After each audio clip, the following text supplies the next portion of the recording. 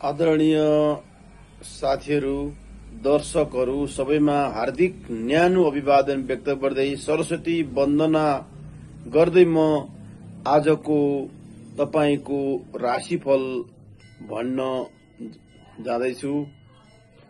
ओम सरस्वती मया दृष्टा वीणा पुस्तकधारिणी हंस वाहन संयुक्ता विद्या दानम करोतु मे। आज मिति 2082 साल ज्येष्ठ 31 गते शनिबार, तदनुसार जुन महिनाको 14 तारिक सन् 2025 तथा श्री साके 1947। त्यसै गरी श्री सूर्य उत्तरायणमा ग्रीष्म ऋतु सिद्धार्थी नामको संवत्सर छन्। यो वर्ष राजा सूर्य छन् भने मन्त्री चन्द्रमा छन्। चान्द्रमासका आधारमा आज आषाढ कृष्ण पक्षको तृतीय तिथि दिउँसो 2:43 र त्यसपछि चौथी तिथि लाग्नेछ। त्यसै गरी नक्षत्र छन् आज उत्तराषाढा भनिन्छ। त्यो चाहिँ रातभरि अर्थात राति 11:38 रहनेछन् भने ब्रह्मयोग र बवकरण रहेका छन्। सूर्यास्त अघि बिहान 5:10 भयो भने सूर्यास्त भरे साँझ 6:59 हुनेछ। चन्द्रमा 7:05 धनु राशिमा, त्यसपछि मकर राशिमा प्रवेश गर्नेछन् र चन्द्रमा आज दक्षिण दिशामा रहेका छन् भने योगिनी आग्नेय दिशामा रहेका छन्। त्यसै गरी काल राहु आज बिहान 9 बजेदेखि 10:30 पूर्व दिशामा रहनेछन्। अब सुरु गरौं मेष राशि।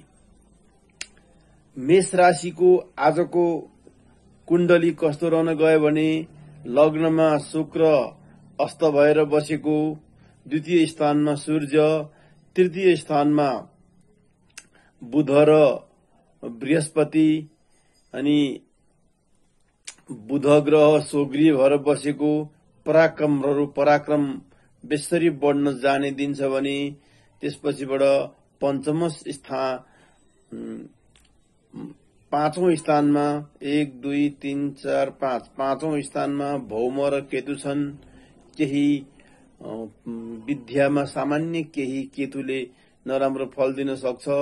त्यसै गरी चन्द्रमा अघि बिहान 7:05 तपाईको भाग्य स्थलमा थिए भनेदेखि त्यसपछिबाट कर्मस्थलमा दशम स्थलमा प्रवेश गरेका छन्। अब मेष राशि भनेको चुचे, चोला, लिलु, लेलो र अ आ यति अक्षरबाट बनेको नाम सुरु हुन्छ, जसको ती मानिसहरूलाई मेष राशि भनिन्छ। भनेदेखि अब मेष राशिसँगै अंग्रेजीमा यसलाई एरिस भनिन्छ भने एरिसको अंग्रेजी पाश्चात्य राशिफल निकाल्ने तरिका भनेको चाहिँ उनीहरूको चाहिँ 1 महिना भित्रमा जन्मिएका मान्छेहरूलाई मेष मानिन्छ।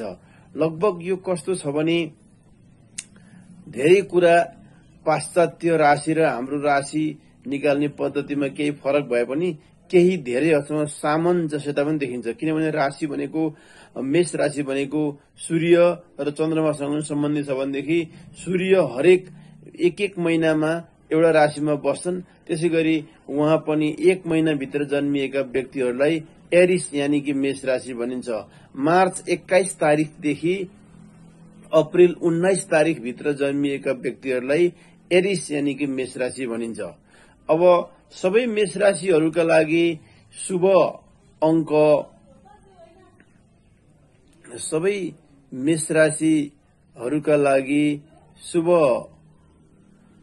6 रहेको छ।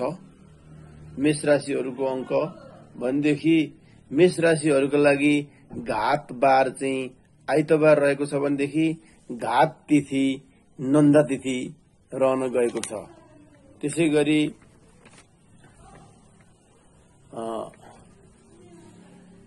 मेष राशिको आज बिहानसम्म चन्द्रमा नवम 7 बजेदेखि दशम हुन जाँदा व्यापार व्यवसायबाट मनोज्ञ फाइदा हुनुका साथै प्रियजनसँगको भेटघाटले मन प्रसन्न हुन जाला। प्रेमी प्रेमिका बीच तथा दाम्पत्य जीवनमा नौलो आयाम थपिनेछ। वृष राशि, वृष राशिलाई अंग्रेजीमा टरस भनिन्छ। अब हामी वृष राशि चाहिँ इ उ ए ओ बा बिबु र बे बो यति अक्षरबाट शुरू हुने व्यक्तिहरूलाई वृष राशि भनिन्छ भने अब टरस भनेको अंग्रेजी राशि चाहिँ टरस चाहिँ अप्रिल 20 तारिकदेखि मे 20 तारिक भित्र जन्मिएका व्यक्तिहरूलाई टरस भनिन्छ। वृष राशिको घात बार भनेको शनिबार हो र तिथिमा पूर्णा हो। बिहानै केही अप्रिय समाचारहरू प्राप्त हुन जाँदा र राति देखेको सपनाले मन केही खिन्न भए पनि दिउँसो चन्द्रमा अनुकूल हुन जानेछन्। निकै अघिदेखि रोकिएको काम बन्नुका साथै आकस्मिक लाभले मन प्रसन्न रहला। वृष राशिको लागि शुभ अंक 5 रहेको छ। मिथुन राशि, काकी कु घङ छ के को हा यति अक्षरबाट बनेको व्यक्ति मिथुन राशि हुन्छ भने